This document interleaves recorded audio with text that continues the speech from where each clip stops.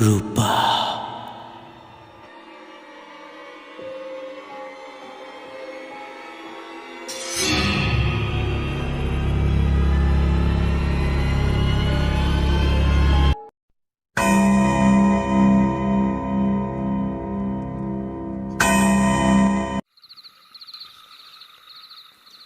Tompo, phangda nungaina tumne.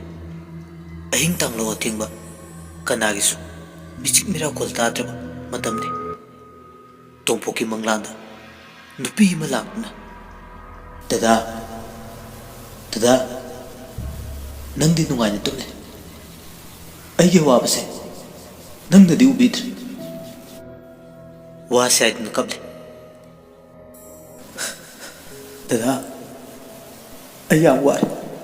Dada ay chalage. Tungon thuk tun satki. Tompo bikap khang tuk to e. Hauchi ki tu bu haiduna. Mamito tapna pang to e. Nakanda koi lay dunyeng. Asumna numito mahukre.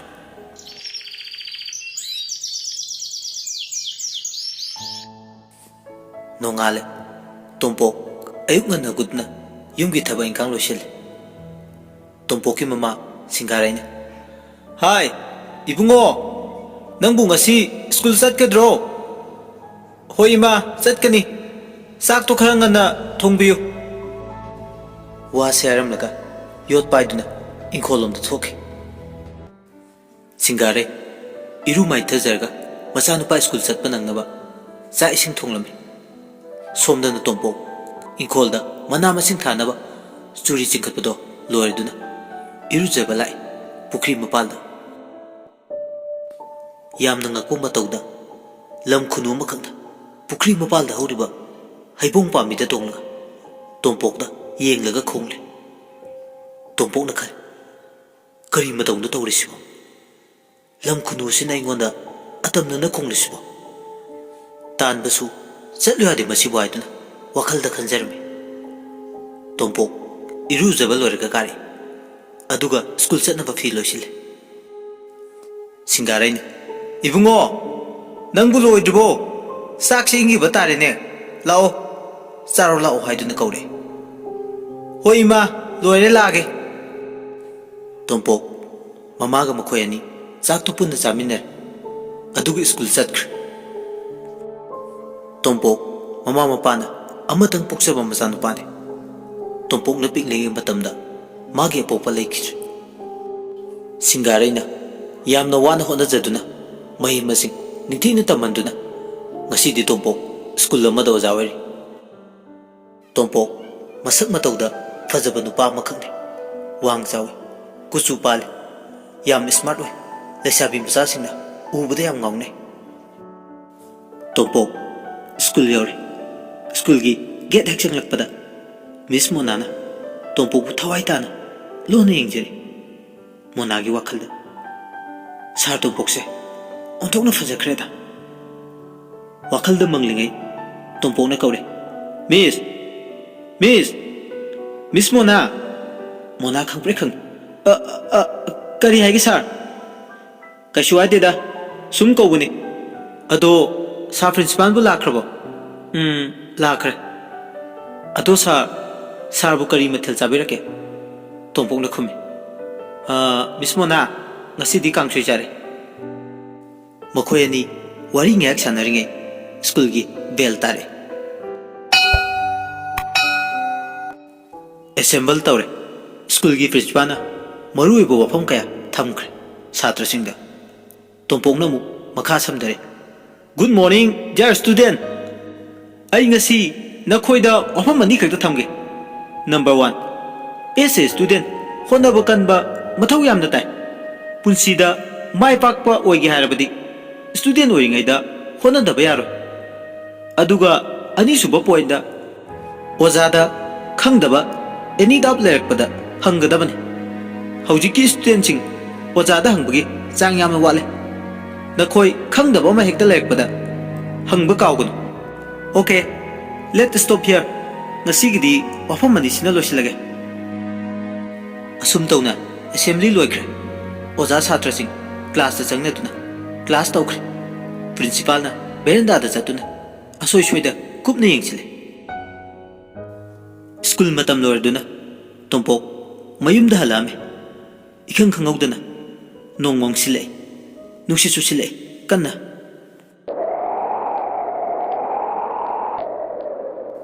ngayaki matung nong khakpa lawba tawduna nong kanna tare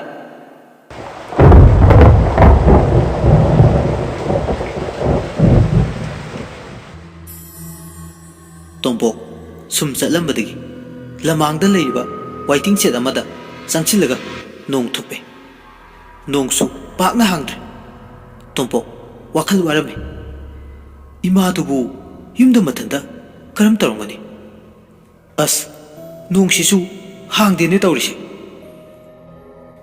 numiti tasilagle yasang bu matam moire nong do khara pathare tongpok leiba yaraktre nong khara so lasu yum yogda ba yade haiduna nong lakta lai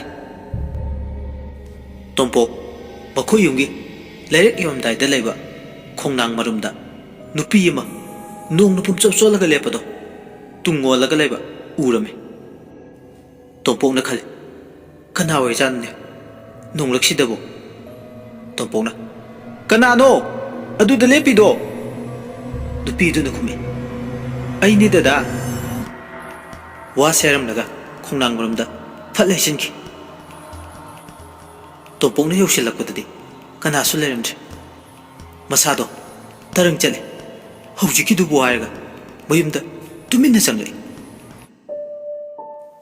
machanupa halakwa makhol tabada singare ibungo nangdi loina chole do se phi ekang basida leire firol do hongto hoi ma nongsi pakna hangdre numita slena adum chola su chona labani adu ima kai chang thongba tarage asamba sasi hangam hekta thonglage ichabu chaning da bro ima yaida adunda fare singare chakumda chak thongba changkhr somda su tongpok firol hongdoklaga maki gada laik ama puthokduna tumin phamle laik to ngaiak yenglaba matung tongpokki wakhalda ngasai man ukiba nupi do khangning nisile aduga mathanda khal ngasai gi nupi du kana hoi janne natragna lai go jala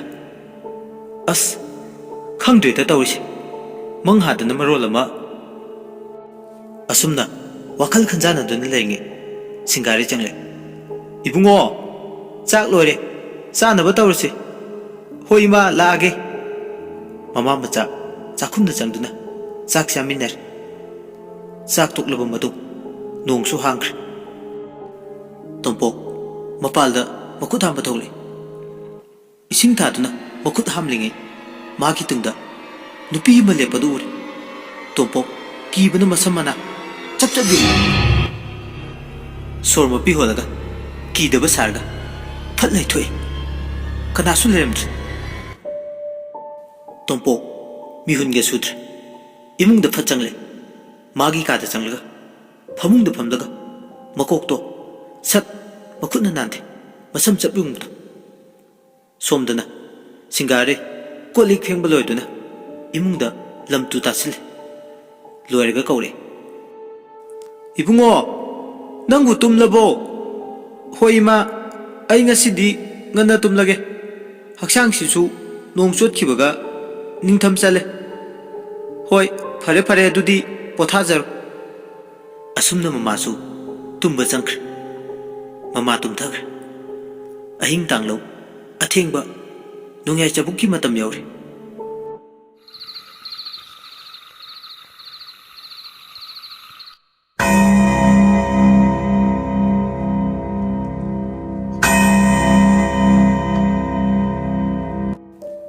phaklang da theliba gari do khongi tongpoksu nungai da tummi tongpokki mamangda nupi ma lakduna amuksu kaplare dada ayam wari dada ayam wari tongpok ꯃꯤꯀꯞ ꯐꯠ ꯊꯣꯛꯑꯦ ꯑꯗꯨꯒ ꯐꯛꯂꯥꯡꯗ ꯊꯦꯠꯂꯤꯕ ꯒꯥꯔꯤꯗꯨꯗ ꯌꯦꯡꯉꯤ ꯅꯣꯡꯌꯥꯏ ꯃꯇꯨꯡ ꯄꯨꯡ ꯑꯃ ꯆꯞ ꯆꯥꯅ ꯇꯥꯔꯝꯃꯤ ꯇꯣꯝꯄꯣꯛ ꯋꯥꯈꯟꯗ ꯈꯜꯂꯤ ꯀꯅꯥ ꯑꯣꯏꯔꯖꯥꯠꯅꯣ ꯑꯩꯒꯤ ꯃꯪꯂꯥꯟꯗ ꯍꯦꯛ ꯍꯦꯛ ꯂꯥꯛꯂꯤꯕ ꯅꯨꯄꯤꯁꯦ ꯃꯃꯥꯏ ꯃꯃꯤꯠ ꯍꯨꯃꯥꯡꯅ ꯄꯨꯝꯂꯨꯞ ꯂꯨꯞꯄꯦ ꯀꯔꯤꯅꯣ ꯇꯧꯔꯤꯕꯁꯤꯕꯣ ꯇꯥꯟꯖꯥ ꯑꯗꯨꯗ ꯅꯥꯀꯟꯗ ꯍꯨꯏꯅ ꯇꯦꯡꯊꯥꯗꯨꯅ ꯀꯞꯂꯛꯏ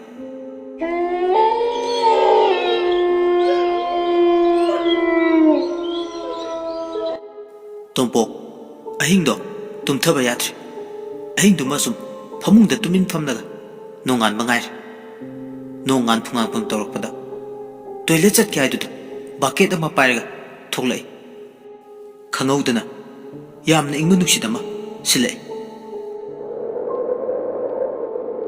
ꯇꯣꯝꯄꯣꯛ ꯇꯨ ꯆꯨꯡꯈꯤꯕ ꯈꯪꯍꯧꯗꯦ ꯄ꯭ꯔꯞ ꯆꯠꯇꯨꯅ ꯃꯈꯣꯡ ꯍꯥꯝꯕ ꯆꯪꯉꯤ ꯇꯣꯏꯂꯦꯠꯇ ꯍꯦꯛ ꯐꯝꯊꯕꯒ ꯉꯥꯏꯍꯥꯛ ꯂꯩꯔꯒ ꯃꯄꯥꯜꯗꯒꯤ ꯏꯕꯨꯡꯉꯣ ꯂꯣꯏꯗ꯭ꯔꯤꯕꯣ ꯏꯃꯥ ꯂꯣꯏꯔꯦ ꯂꯣꯏꯔꯦ ꯊꯣꯛꯂꯒꯦ ꯍꯥꯏꯔꯒ ꯐꯠ ꯊꯣꯛꯂꯛꯏ ꯑꯗꯨꯕꯨ ꯃꯄꯥꯜꯗꯗꯤ ꯀꯅꯥꯝꯇ ꯂꯩꯔꯝꯗ꯭ꯔꯦ ꯇꯣꯝꯄꯣꯛ ꯏꯃꯨꯡꯗ ꯄ꯭ꯔꯞ ꯆꯪꯂꯛꯏ ꯃꯃꯥ ꯁꯤꯡꯒꯥꯔꯩꯗꯤ ꯅꯤꯡꯉꯥꯏꯗꯅ ꯇꯨꯝꯂꯤ ꯇꯨꯝꯕ ꯍꯧꯒꯠꯇ꯭ꯔꯤ ꯀꯩꯅꯣ ꯇꯧꯔꯤꯁꯤꯕꯣ ꯑꯁꯤ ꯍꯥꯏꯗꯨꯅ ꯂꯪꯌꯥꯏꯗ ꯆꯞ ꯂꯦꯞꯄꯦ ꯇꯣꯝꯄꯣꯛ ꯉꯥꯏꯍꯥꯛꯀꯤ ꯃꯇꯨꯡ ꯅꯣꯡ ꯐꯖꯅ ꯉꯥꯜꯂꯦ ꯎꯆꯦꯛ ꯋꯥꯌꯥ ꯀꯌꯥ ꯈꯣꯡꯕ ꯃꯈꯣꯜ ꯇꯥꯗꯨꯅ ꯁꯤꯡꯒꯥꯔꯩ ꯇꯨꯝꯕ ꯍꯧꯒꯠꯂꯛꯏ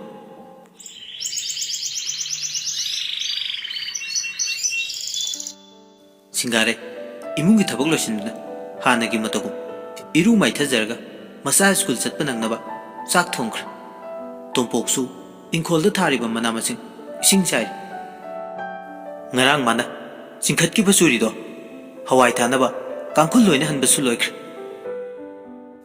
ꯁꯤꯡꯒꯥꯔꯩꯅ ꯀꯧꯔꯦ ꯏꯕꯨꯡꯉꯣ ꯅꯪꯕꯨ ꯊꯦꯡꯗ꯭ꯔꯤꯕꯣ ꯂꯣꯏꯁꯤꯜꯂꯣ ꯁ꯭ꯀꯨꯜ ꯃꯇꯝ ꯌꯧꯔꯛꯀꯗꯧꯔꯦ ꯍꯣꯏ ꯏꯃꯥ ꯇꯣꯝꯄꯣꯛ ꯏꯃꯨꯡꯗ ꯆꯪꯗꯨꯅ ꯐꯗꯤ ꯆꯄꯣꯠ ꯂꯧꯊꯣꯛꯑꯒ ꯃꯔꯦꯡꯄꯥꯜꯗ ꯈꯨꯗꯩ ꯑꯃ ꯌꯥꯟꯗꯨꯅ ꯄꯨꯈ꯭ꯔꯤꯗ ꯏꯔꯨꯖꯕ ꯂꯥꯛꯑꯦ ꯉꯁꯤꯁꯨ ꯍꯥꯟꯅꯒꯤ ꯃꯇꯧꯒꯨꯝ ꯈꯨꯅꯨ ꯑꯗꯣ ꯍꯩꯕꯣꯡ ꯃꯊꯛꯇ ꯇꯣꯡꯂꯝꯃꯤ ꯑꯗꯨꯒ ꯇꯣꯝꯄꯣꯛꯇ ꯑꯣꯜꯂꯒ ꯈꯣꯡꯉꯛꯏ ꯇꯣꯝꯄꯣꯛ ꯏꯔꯨꯖꯕ ꯂꯣꯏꯔꯦ ꯃꯌꯨꯝꯗ ꯀꯥꯔꯛꯏ ꯁꯤꯡꯒꯥꯔꯩꯅ ꯏꯕꯨꯡꯉꯣ ꯁꯦ ꯆꯥꯛ ꯍꯥꯟꯅ ꯆꯥꯊꯣꯛꯑ ꯂꯥꯎ ꯊꯦꯡꯉꯦ ꯍꯣꯔꯦꯟ ꯑꯃꯨꯛ ꯅꯪꯗꯕ ꯇꯥꯔꯦ ꯍꯣꯏ ꯏꯃꯥ ꯆꯥꯛꯈꯨꯝꯗ ꯆꯪꯉꯒ ꯆꯥꯛ ꯆꯥꯔꯦ ꯆꯥꯛ ꯆꯥꯕ ꯂꯣꯏꯔꯒ ꯐꯤ ꯂꯣꯏꯁꯤꯜꯂꯒ ꯁ꯭ꯀꯨꯜ ꯂꯥꯛꯑꯦ ꯁ꯭ꯀꯨꯜ ꯍꯦꯛ ꯌꯧꯕꯒ ꯃꯤꯁ ꯃꯣꯅꯥꯅ ꯁꯥꯔ ꯇꯣꯝꯄꯣꯛ ꯉꯁꯤꯗꯤ ꯑꯩꯅ ꯈꯔ ꯍꯥꯜꯂꯦꯀꯣ ꯍꯣꯏ ꯃꯤꯁ ꯌꯨꯝꯗ ꯊꯕꯛ ꯈꯔ ꯇꯧꯕꯗ ꯈꯤꯇꯪ ꯂꯦꯠ ꯑꯣꯏꯈ꯭ꯔꯦ ꯑꯗꯣ ꯃꯤꯁꯄꯨ ꯀꯔꯤ ꯃꯊꯦꯜ ꯆꯥꯔꯛꯀꯦ ꯁꯥꯔ ꯉꯁꯤꯗꯤ ꯌꯣꯡꯆꯥꯛꯀ ꯑꯂꯨꯒ ꯏꯔꯣꯟꯕ ꯑꯗꯨꯒ ꯎꯀꯥꯕꯤ ꯑꯇꯥꯎꯕ ꯑꯃꯁꯨ ꯌꯥꯎꯋꯦ ꯑꯗꯨꯅ ꯌꯣꯠꯄ ꯌꯥꯔꯛꯇ꯭ꯔꯦꯗ ꯑꯦ ꯇꯤꯟꯕꯨ ꯆꯨꯡꯉꯤꯗ ꯃꯤꯁ ꯀꯩꯒꯤ ꯍꯣ ꯃꯤꯁꯀꯤ ꯏꯟꯁꯥꯡ ꯃꯊꯦꯜꯗꯣ ꯑꯗꯨꯗ ꯍꯥꯏꯖꯔꯤꯕ ꯆꯥꯛ ꯄꯨꯈꯝ ꯐꯖꯕ ꯑꯃꯗꯤ ꯑꯗꯨꯝ ꯁꯣꯏꯗ꯭ꯔꯦ ꯋꯥꯁꯦ ꯍꯥꯏꯔꯒ ꯃꯈꯣꯏ ꯑꯅꯤ ꯄꯨꯟꯅ ꯅꯣꯛꯂꯤ ꯃꯔꯛ ꯊꯠꯅ ꯄ꯭ꯔꯤꯟꯁꯤꯄꯥꯜꯅ ꯑꯣꯖꯥ ꯑꯅꯤꯁꯦ ꯋꯥꯔꯤ ꯅꯨꯡꯉꯥꯏꯕ ꯃꯥꯜꯂꯤꯗ ꯑꯗꯣ ꯁꯥꯔ ꯃꯤꯁ ꯍꯟꯗꯛꯇꯤ ꯑꯉꯥꯡꯁꯤꯡꯁꯦ ꯈꯔ ꯀꯟꯅ ꯌꯦꯡꯁꯤꯟꯕꯤꯔꯒ ꯍꯣꯠꯅꯕꯤꯌꯨꯀꯣ ꯁ꯭ꯀꯨꯜ ꯑꯁꯤꯒꯤ ꯃꯤꯡꯆꯠꯁꯦ ꯃꯈꯣꯏꯗ ꯂꯩꯔꯦ ꯑꯣꯖꯥꯁꯤꯡꯅ ꯐꯖꯅ ꯁꯦꯝꯕꯤꯕ ꯌꯥꯝ ꯗꯔꯀꯥꯔ ꯑꯣꯏ ꯑꯗꯣ ꯐꯔꯦ ꯀ꯭ꯂꯥꯁ ꯃꯇꯝ ꯌꯧꯔꯦ ꯀ꯭ꯂꯥꯁ ꯆꯪꯕꯤꯔꯣ